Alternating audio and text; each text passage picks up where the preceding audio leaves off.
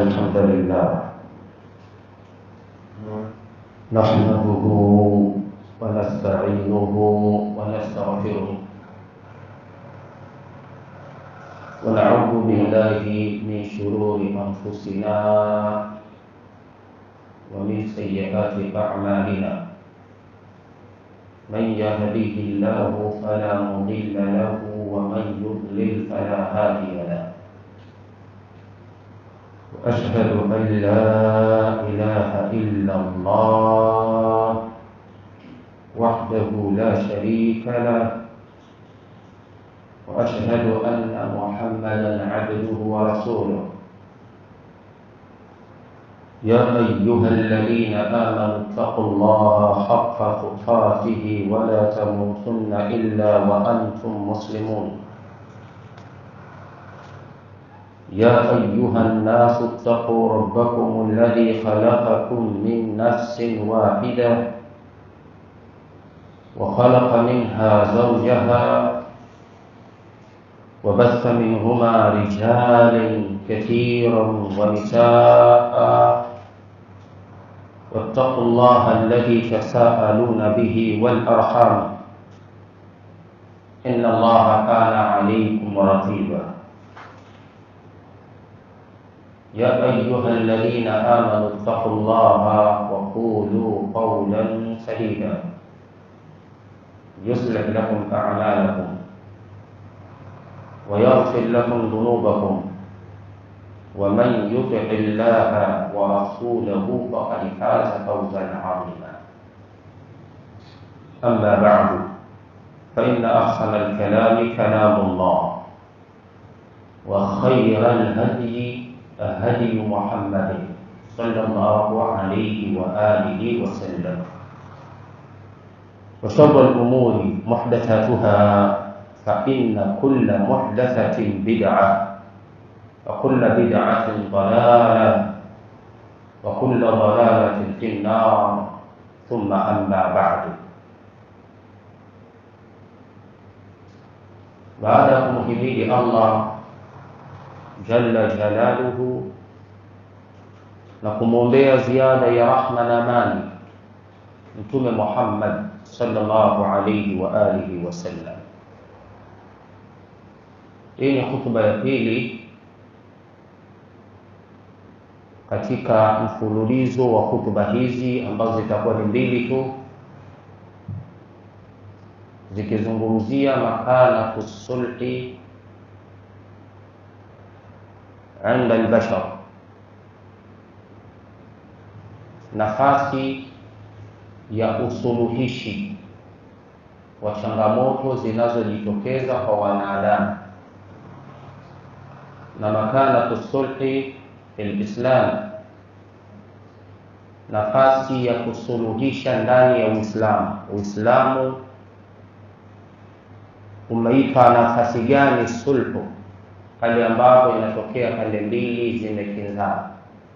Hotuba ya kwanza nilitoa katika markazu Dar al-Hadithi Biununio na ipo katika mitandao ya kijamii. Ukiangalia katika YouTube kuna mengi ambayo yatawahi katika hiyo hotuba ya kwanza. Hii sehemu ya pili ya leo naifungua kwa maneno haya: ikiwa kama mtume wa Allah Muhammad ibn Abdullah, ambaye yeye anapokea wahi kutoka kwa Allah jalla jalaluhu, ametumwa na Allah subhanahu wa ta'ala, walillahi junudu samawati wal ardh, Allah ambaye ana majeshi mbinguni na ardhini. Ikiwa kama kuna manufaa ya kuendelea na malumbano, basi Mtume sallallahu alaihi wasallam alikuwa ni aula nasi bihi. Yeye alikuwa ni mbora kwa kulifanya hilo kwa watu, kwa sababu ana kila kitu. Yeye ana majeshi mpaka ya malaika, na ulishuka katika vita vya Uhud na vita vya Badr, lakini yeye ana majeshi alayhi salatu wassalam kutoka kwa Mola wake katika majini na katika wadudu, upepo, hata wakati mwingine bahari inakuwa ni jeshi la Allah subhanahu wa ta'ala. Lakini bado pamoja na hayo alilazimika kuingia kwenye sulhu. Hii inatutosha kabisa sisi kujua umuhimu wa mlango wa kusuluhisha. Kama mtume wa Allah alilazimika kuingia kwenye sulhu wakati alikuwa na uwezo wa kufanya intiqam, alikuwa na uwezo wa kufanya tadmir, kuangamiza na kuvuruga kila kitu kile kinachomzuia katika njia ya da'wa, lakini alilazimika kuingia kwenye kusuluhisha. Famin babi aula, bal yajibu alaina idha hana alhal ila sulhi fala mafarra lahu. Hali inapolazimisha kuingia kwenye sulhu, hakuna njia nyingine isipokuwa kusuluhisha. Ayyuha almu'minun, rawa al-Imam al-Bukhari wal-Imam Muslim rahmatullahi ta'ala alayhima fi sahihayhima min hadith Abi Wa'il radiyallahu ta'ala anhu qala kunna bisiffin. Abu Wa'il anasema tulikuwa katika vita vya Siffin, na vita hivi vilikuwa ni vita vilivyopiganwa baina ya Waislamu wenyewe kwa wenyewe, baina ya masahaba wenyewe kwa wenyewe. Na aliyataja maneno haya Abu Wa'il kwa sababu ilikuwa ni tiba ya eneo husika. Anawakumbusha Abu Wa'il, jamani, tunaingia katika mapigano ya wenyewe kwa wenyewe. Ninakukumbusheni yaliyotokea baina yetu sisi na Mtume Muhammad sallallahu alaihi wasallam katika sulhu al-Hudaybiyah. Akasema Abu Wa'il radiyallahu ta'ala anhu, faqama Sahlu ibn Hanif faqala ayuha an-nas. Akasimama Sahlu ibn Hanif akatoa hutuba kuambia watu, akiwaambia ayuha an-nasu ittahimu anfusakum. Kipengele muhimu sana hiki. Enyi wanadamu, zituhumuni nafsi zenu. Katika riwaya ittahimu araakum. Hebu jalieni, kuna wakati rai zenu na mitazamo yenu na misimamo yenu inawezekana ikawa kwenye makosa.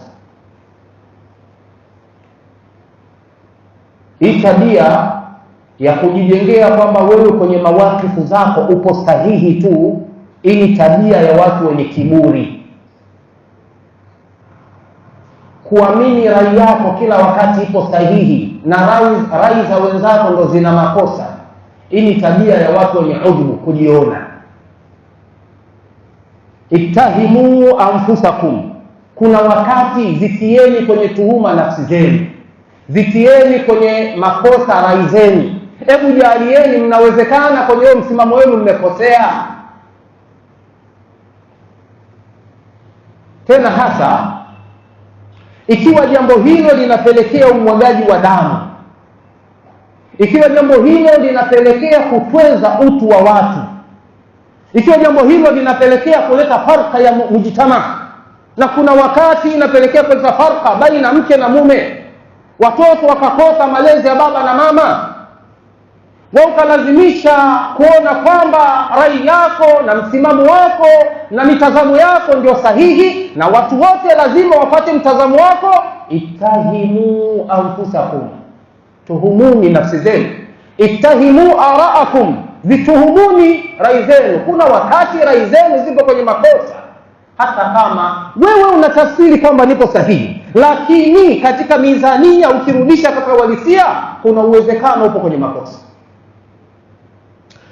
Anasema sahaba mtukufu Sahlu ibn Hanif, fa inna kunna ma'a rasulillahi sallallahu alayhi wa alihi wa sallam yawm al-Hudaybiyah. Hili tukio liliwahi kututokea sisi, tulikuwa na Mtume Muhammad sallallahu alaihi wasallam katika siku ya sulhu ya Hudaybiyah. Tutakuja kuieleza hii sulhu al-Hudaybiyah, vyanzo vyake, matokeo yake mpaka mwisho wake. tulijikuta tupo pamoja na Mtume sallallahu alaihi wasallam katika siku ya sulhul Hudaybiyah, walau nara qitalan laqatalna. Sisi lau kama tungeona kwamba mapambano ndio sawa, tulikuwa tuna kila sababu ya kupambana. Takuja kutaja ikhwani fil iman, wakati Mtume Muhammad sallallahu alaihi wasallam anakwenda kuchukua rai kwa masahaba wake. Mnajua katika masahaba wa Mtume Muhammad sallallahu alaihi wasallam, mtu mwenye hikma na busara, mpole wa maamuzi, alikuwa ni Abubakar bin Siddiq. Na jambo likishafika kwa Abubakar bin Siddiq, ujue hilo limekwisha, limepoa. Lakini kwenye sulhu ya Hudaybiyah, Mtume alipotaka rai, Abubakar alitoa rai kuingia kwenye mapambano. Ile mawqif ilikuwa ni mawqifun haraj, ni eneo gumu mno, mpaka hata wapole pia walikuwa wakali. Hata wale wenye rai za kutuliza mambo walikuwa na rai za mapambano. Anasema Sahlu ibn Hanif akielezea tukio hilo la Hudaybiyah, faqala Rasulullah فجاء عمر ابن الخطاب رضي الله تعالى عنه فقال يا رسول الله. akaja Umar ibn al-Khattab radiyallahu anhu arda, anakwenda kumwambia Mtume Muhammad sallallahu alayhi wa alihi wasallam, baada ya kuwa Mtume alayhi salatu wassalam amepitisha rai ya kusuluhisha, sio kupigana. Umar radiyallahu ta'ala anhu, kwanza iangalie hali yake. Umar ni Mkureishi, mzawa wa mji wa Maka. Lugha za watu wa sasa ni mtoto wa mjini kindakindaki. Hakuna mtu yeyote ambaye anamuogopa katika Makureishi. Umwekee Abu Jahali hapa hamuogopi, umwekee Abu Sufyan hamuogopi, umwekee Umayya ibn Khalaf. Umar kwa nafasi yake hamuogopi mtu yeyote. Je, hali hii aliyokuwa nayo Umar ibn al-Khattab radiyallahu ta'ala anhu ndio hali waliokuwa nayo ummatu Muhammad sallallahu alaihi wasallam? Abdullah ibn Mas'ud ana hali kama ya Umar. Ammar ibn Yasir ana hali kama ya Umar. Umar anataka kuubebesha ummatu Muhammad sallallahu alaihi wasallam uzito aliyokuwa nao yeye peke yake, bila kujali kwamba katika umma huu kuna watu wanyonge, kwenye umma huu kuna watu wadhaifu, kwenye umma huu kuna watu ambao hawajiwezi. Ammar ibn Yasir radiyallahu anhu arda ameshuhudia baba yake mzazi na mama yake mzazi wanauawa mbele ya macho yake. Hivi huyu mtu unampa rai ya kuingia kwenye mapambano na watu ambao wamemuua baba yake na mama yake, atakuwa na rai ya kuingia kwenye mapambano? Abdullah ibn Mas'ud radiyallahu anhu arda, moja ya masahaba walioteswa, walipigwa sana kwa unyonge walikuwa nao na kina Abu Jahal. Hawa watu unaambia waingie kwenye mapambano, wana machungu ambao wameyapata kutoka kwa mpinzani wetu, hawatakuwa na rai hiyo. Sasa Umar anakwenda kwa Mtume Muhammad sallallahu alayhi wa alihi wasallam, faqala ya Rasulullah, anakwenda kumwambia ewe mjumbe wa Allah, alasna ala alhaqi wa hum ala albatil. Unachukua rai ya kusuluhisha Mtume, kwani sisi tunakosa gani? Kwani sisi hatupo kwenye haki, wao wapo katika batil? Alaisa qatlana fil jannati wa qatlahum fin nar. Kwani Mtume tukiuawa sisi, wale wanaokufa miongoni mwetu si wanakwenda peponi, na wanakufa miongoni mwao wanakwenda motoni? Lima nufa janaya fi dinina. Kwa nini Mtume unakubali kupewa udhalili katika dini yetu? Iweje Mtume unakubali haya makubaliano ambayo yana dhulma katika umma wa Kiislamu? Tuna udhaifu gani? Tunaogopa nini? Kama ni ishi kwamba kuna watu wanyonge watauawa, wakiuawa wanakwenda peponi. Huu ni msimamo wa Umar ibn al-Khattab radiyallahu ta'ala anhu. Na anamwambia nani maneno haya? Anamwambia Mtume Muhammad sallallahu alayhi wa alihi wasallam. Faqala bala, Mtume Muhammad alayhi salatu wassalam hakutaka kuchallenge na Umar, akamwambia unaosema Umar ni kweli. Ni kweli akifa mmoja miongoni mwetu anakwenda peponi. Ni kweli sisi tupo kwenye haki, wao wapo katika batil.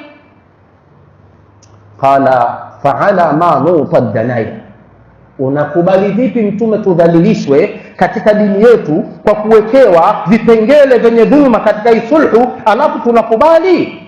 Anarji'u wa lamma yahkumu Allahu bainana wa bainahum, yani tunarudia hapa kwenye eneo la Hudaybiyah, wakati tumetoka kule. Umetuambia umeota ndoto kwamba tunakwenda kuingia katika msikiti mtukufu wa Makka, tumetoka watu 1400 kwa kuitikia wito wa ndoto yako.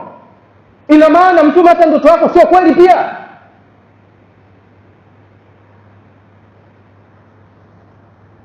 Turudi katika mji wa Madina hali ya kuwa Allah hajahukumu baina yetu na baina ya maadui zetu katika uwanja wa mapambano. Mtume hapana, tusirudi.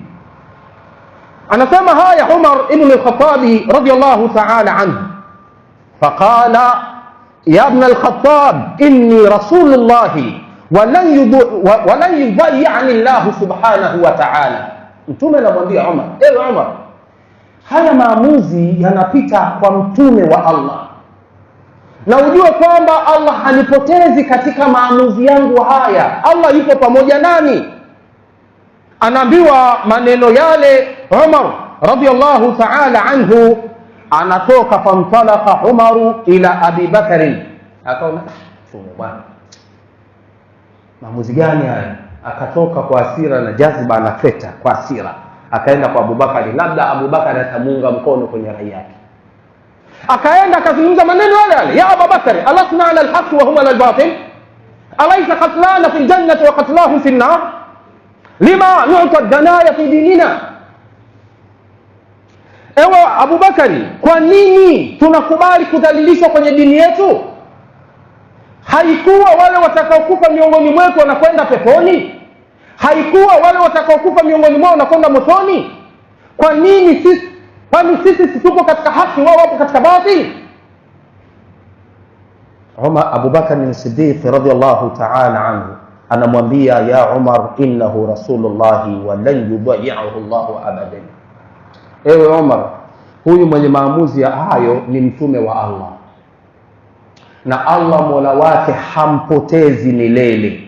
Anachokifanya ni kile ambacho Allah anakiunga mkono. Fanazalat suratul Fath, Allah kashusha suratu al-Fath, inna fatahna laka fathan mubina liyaghfira laka Allahu ma taqaddama min dhanbika wa ma ta'akhkhara wa yutimma ni'matahu 'alayka wa yahdiyaka siratan mustaqima wa yansuraka Allahu nasran 'aziza huwa alladhi anzala as-sakinata fi qulubi al-mu'minin. Mpaka pale katika moja ya aya zilizopo ndani ya aya hii, ndani ya sura hii, Allah jalla wa ala anasema, innal ladhina yubayi'unaka innama yubayi'una Allah yadullahi fawqa aydihim, hakika wale walioweka kiapo cha utiifu kwako katika eneo hili la Sulhul Hudaybiyah, hakika wao wameweka kiapo cha utiifu na Allah, na pale walipoweka mkono wao juu ya mkono wako, na Allah aliweka mkono wake juu ya mikono yenu. Yadullahi fawqa aydihim, na mkono wa Allah ulikuwa juu ya mikono yao. Fa'alima ma fi qulubihim, Allah alijua ukweli uliopo katika nyoyo za masahaba. Fa'anzala as-sakinata alayhim wa atabahum fathan qariba, Allah akawapa zawadi ya ushindi unaokuja hivi karibuni. Ulikuwa ni mwaka wa 6 na mwaka wa 7 wakaenda zao katika eneo, yani walirudi pale katika mji wa Madina. Mwaka wa 7 wakaenda katika eneo la Sulhu Fathu Khaybar, ambayo ilikuwa ni kuwa katika uchumi kwa Waislamu, na hii ndio fathan qariba. Wa ukhra tuhibbunaha nasrun min Allah wa fathun qaribun wa bashiril mu'minin, na kuna kinginecho mnachokipenda ambao ni nusura kutoka kwa Allah na ushindi uliopo karibu. Muhammad, wape bishara njema waumini, ushindi upo karibu. Sulhul Hudaybiyah mwaka wa 6, mwaka wa 7 Fathu Khaybar kwa ajili ya kutia nguvu katika uchumi wa Uislamu, na mwaka wa 8 Fathu Makkah. Nani alitegemea kwamba suluhu hii inakwenda kuzalisha faida kubwa kama hizi? Allah anadhibiti kwa kusema wasulhu khair, kupatanisha ni kheri, ai min al-firaq, kuliko kufarakisha. Sulhu siku zote haileti ila kheri. Vyovyote itakavyokuwa, muda wa kuwa watu wameshindwa kuelewana, waingie kwenye kusuluhishana. Ikhwani fil iman, kwenye hutuba iliyopita nilitaja vita vya siku 12 vilivyokuwa vinakwenda kuipa taswira nyingine dunia, vilivyokuwa vinakwenda kuingiza kwenye dunia uwezekano wa kupatikana vita vya 3 vya dunia. Ile shughuli iliyofanyika ndani ya siku 12 ililazimu watu wenye akili waitane, jamani, huku tunakokwenda mnakuona, hebu njoeni tukae pamoja. Leo hii mnasikia tena Gaza kuna vita, mnasikia yale makombora ambao walikuwa wanatumwa moja kwa moja kutoka Tehran yanatua Tel Aviv, yapo tena? Je, mnasikia zile ndege nzito za kivita ambazo zilikuwa zinatoka Tel Aviv moja kwa moja zinatua Tehran, zipo?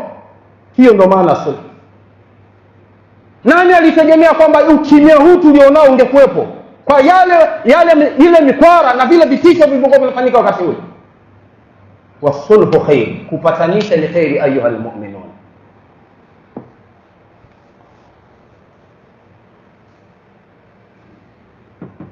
Alhamdulillahi rabbil alamin, wal aqibatu lil muttaqin wala udwana illa ala adh-dhalimin. Wa sallallahu wa sallam ala imamil mursalin nabiyyina Muhammad ibn Abdullah as-sadiq al-amin wa ala alihi wa sahabatihi ajma'in, amma ba'du. Ayuha almu'minun, hutuba yangu ya leo nimeita waqafatu ma'a sulh al-Hudaybiyah, visimamo ambavyo tunavipata kwenye tukio la sulhu al-Hudaybiyah. Sulhu al-Hudaybiyah ni tukio ambalo lilitokea katika mwaka wa 6 mwezi wa Dhulqa'da, baina ya Mtume Muhammad sallallahu alaihi wasallam aliyetoka katika mji wa Madina akiwa na masahaba wake 1400. Sababu ya utokaji huo, Mtume Muhammad sallallahu alaihi wasallam aliota ndoto kwamba ataingia katika msikiti mtukufu wa Maka kwa amani na utulivu. Allah amesimulia tukio hili, laqad sadaqa Allahu rasulahu ar-ru'ya bil haqq.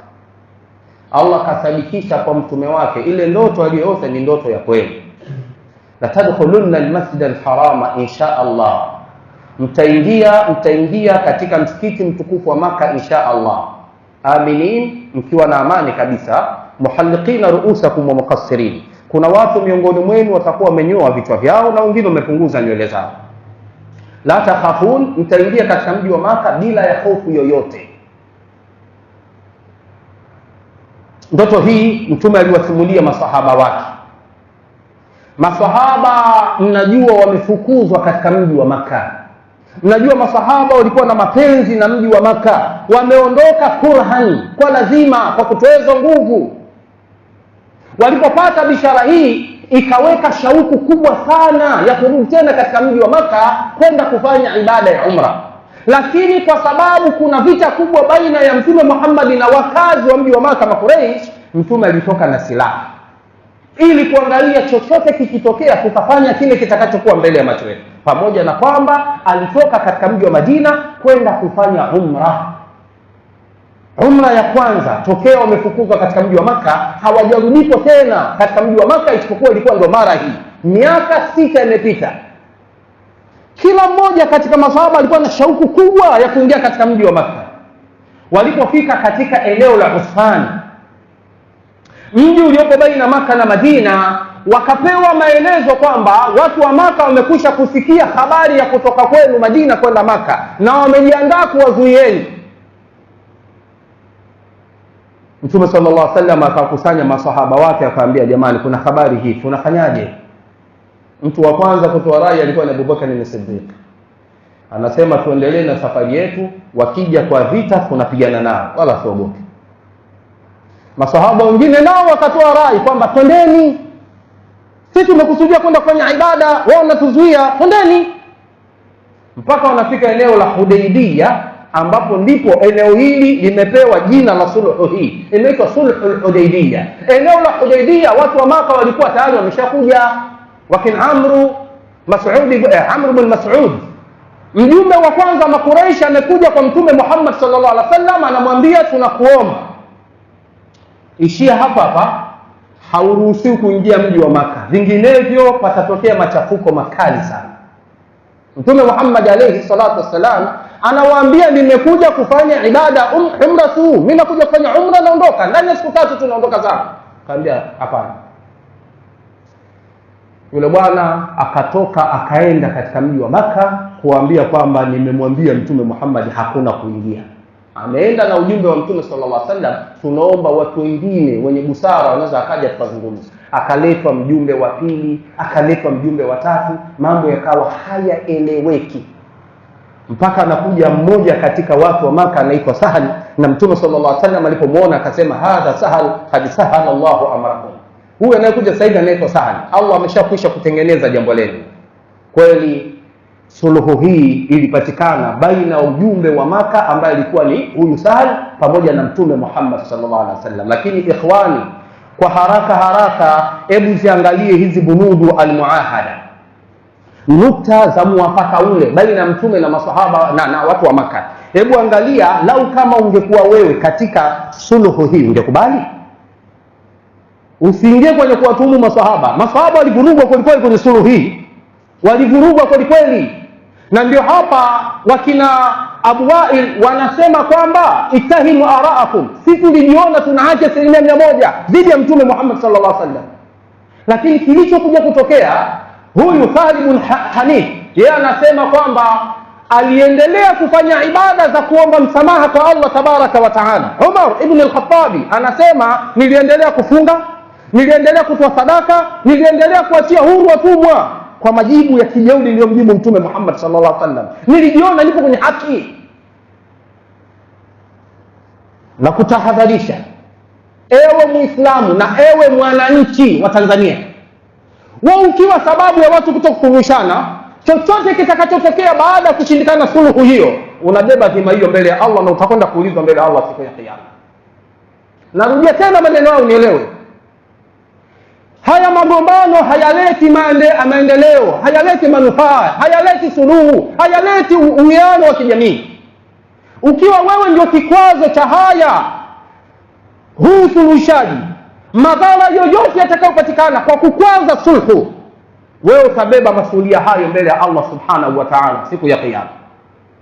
Kama kuna damu zitamwagika kwa wewe kukwaza sulhu isipatikane, utabeba masuhulia hizi damu. Kama kuna mali zitaporwa, utabeba masuhulia ya mali hizo mbele ya Allah siku ya Kiyama.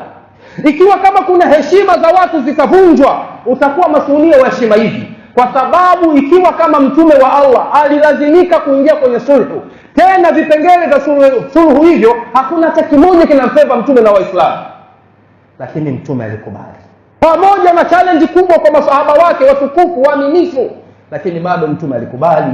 Alikuwa na wakati mgumu kutoka kwa Makureishi, akawa na wakati mgumu kutoka kwa masahaba wake, lakini aliona bado hakuna njia ila sulhu. Moja ya bunudul muahada, moja ya vipengele vya hiyo sulhu inayoitwa sulhu al-Hudaybiyah, miongoni mwa maneno ambayo walikubaliana, moja, an tad'a al-harb awzaraha 10 sinin, kwamba vita visipigane baina ya Makureishi na watu wa Maka kwa muda miaka 10, ya amanu fiha an-nasu wa yakufu ba'dhum an ba'd, yani watu wawe na amani ndani ya miaka 10, kila mmoja ajizuilie dhidi ya mwenzake ndani ya miaka 10. Hiki kipengele pekee ndio kilikuwa kina nafuu kwa Waislamu. Kipengele hiki pekee ndio kilikuwa kina nafuu kwa Waislamu. Lakini na waulizeni, kama mmesoma tarehe ya Kiislamu, je, pande hizi mbili ziliweza kutekeleza kipengele hiki? Billahi alaikum, Makureishi walivunja kipengele hiki ndani ya mwaka mmoja. Pamoja na kwamba kipengele hiki kilikuwa kina nafuu kubwa sana kwa upande wa Waislamu, lakini wapinzani wao hawakuweza. Na sababu ya kupatikana Fathu Makkah ilikuwa ni kuvunja kipengele hiki na kipengele kingine kinachofuata. Lakini kipengele cha pili kikawa ala annahu man ata Muhammadan min Quraish bighairi idni waliyihi, katika Makureishi yoyote atakayetaka kuja kwa Mtume Muhammad aliyakuwa kasilini, lakini hakuruhusiwa na msimamizi wake kule Maka, raddahu Muhammadun sallallahu alaihi wasallam, mkataba huu unamtaka Mtume Muhammad amrudishe mtu yule katika mji wa Maka. Lakini mtu ambaye manjaa Muhammadan, atakayekuja kwa mtume, manjaa Quraishan, atakayekwenda kwa Makuraish katika waislamu wa mji wa Madina, anakwenda kule murtaddan, atabakia kwa upande huu. Sijui umeelewa maana kipengele hiki. Akitoka mtu mmoja kwao anakuja kwetu bila idhini ya wali wake, ni wajibu kwa mujibu wa makubaliano tumrudishe kule. Na makubaliano anasema akitokea kule anakuja kwetu hali ya kuwa kasilimu, tunatakiwa tumtoe kwetu tumrudishe kwao. Yaani akitoka kwao kuja kwetu tumrudishe kwao, akitoka wa kwetu kwenda kwao abakie kwao. Kwao wapate wawili, afsi hatuna hata mtu mmoja. Tunakubaliana kipengele hiki?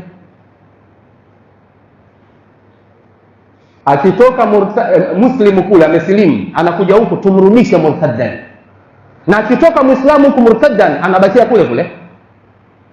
Moja sehemu ambazo maswahaba walikuwa na wakati mgumu ni kipengele hiki. Haiwezekani. Yaani wa kwetu akitoka kenda kule abakie kule, wako akitoka kule aje huku tumrudishe, ili mtume atukubali. Kipengele kingine katika moja vipengele ambavyo viliingiwa katika mkataba, wa annahu man ahabba an yadkhula fi aqdi Muhammadin wa ahlihi, mataifa yoyote katika watu wa mataifa atakayekubali kuingia katika mkataba na mtume Muhammad, anaruhusiwa kwa mkataba huu awepo upande wa mtume Muhammad sallallahu alaihi wasallam. Na yoyote ambaye katika watu wa kimataifa anayetaka kujiunga na Makuraish kwenye mkataba huu anakuwa katika kundi la Makuraish. Yaani hivi vipengele vyote vilivyokubaliwa kwenye mkataba huu, yoyote katika walimwengu atakayekubali kuwa moja katika pande hizi anakuwa chini ya taa ya yale makubaliano katika mkataba. Si umeelewa maana yake? Kwamba kama itatokea nchi ya Kenya imetaka kuwa upande wa Tanzania, wakati Tanzania inagombana labda na nchi ya Somalia kwa mfano, basi huwa anaruhusiwa kwa upande wa Tanzania, na makubaliano yote yale wa Tanzania watakuwa pamoja naye, na mwingine akijiunga upande ule basi naye atakuwa chini ya mkataba huu kama vile ambavyo mkataba umesema. Lakini pia wa annaka tarji'u anna amuka hadha fala tadkhulu alaina Makkah, hata moja makubaliano ya mkataba huu kwamba wewe sasa hivi rudi tu katika mji wa Madina, hautaruhusiwa kuingia kwetu sisi mwaka huu, tunakupa ruksa mwakani. Ukipenda kuja mwakani tutakupa siku 3. Ukija ndani ya mji wa Maka siku 3, sisi tutatoka, tutakuachia ufanye unachokitaka pale Maka ndani ya siku 3. Ukimaliza siku 3 ondoka zako, rudi zako Madina, tuachie mji wetu. Moja makubaliano katika ule mkataba. Mtume Muhammad sallallahu alaihi wasallam akakubali kwa shingo upande, Makuraishi wakafurahi kwa hilo. Sasa chini ya mkataba ule unatakiwa uandike kutoka kwa Mtume Muhammad pamoja na Makuraishi. Wanaandika hili neno, wakasema wale Makuraishi, futa hilo jina la Mtume Muhammad, si tungejua kama ni mtume tusingemzuia kuja Maka. Andika ni mkataba baina Makuraishi na Muhammad mtoto wa Abdullah. Mwandishi wa mkataba ule alikuwa Ali ibn Abi Talib, aambiwa afute jina la mtume. Akasema hapana, nafuta jina la mtume? Hapana. Kwani si mkataba tushakubaliana? Ili jina la mtume lina dakhali gani katika mkataba? Akaambiwa na Mtume sallallahu alaihi wasallam, futa, andika ni Muhammad ibn Abdullah pamoja na ahli Makkah. Akafuta mpaka heshima yake kwenye maandishi ya utume kwa ajili ya mkataba sulhu kupatikana. Ikhwan fil iman, bila kutanazana katika baadhi ya misimamo kwa wagombanaji wawili walioingia kwenye sulhu, hiyo ni ishara kukataa kusuluhishana. Narudia tena maneno haya. Watu wawili waliogombana, waliowekwa kwenye majlis ya sulhu, kama ni mke na mume, kama ni mtu na mtu, biashara, kampuni kwa kampuni, nchi na nchi, mtu anaingia kwenye sulhu na misimamo yake kwamba mimi sikubali kutoa chochote katika misimamo yangu, huyo maana yake amekataa kusuluhisha.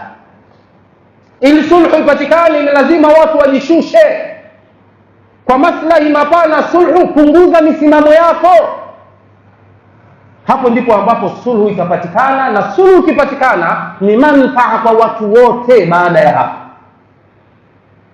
Ikhwani fil iman, muda umenitupa mkono, nilitaka kukuelezea hizi wakafatu katika hii sulhu.